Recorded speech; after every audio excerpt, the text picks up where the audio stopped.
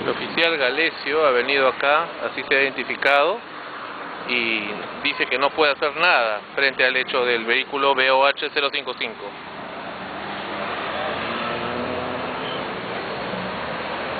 Una vez más, recurrente en la Peña Wenli.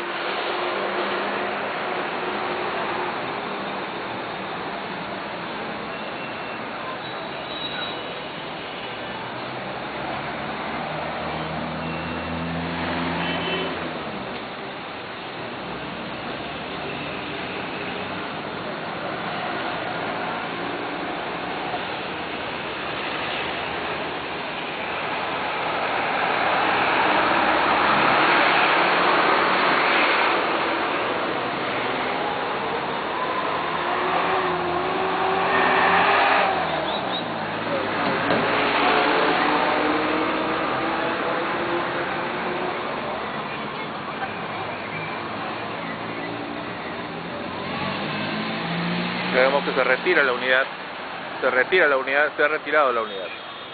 La unidad 08 se acaba de retirar.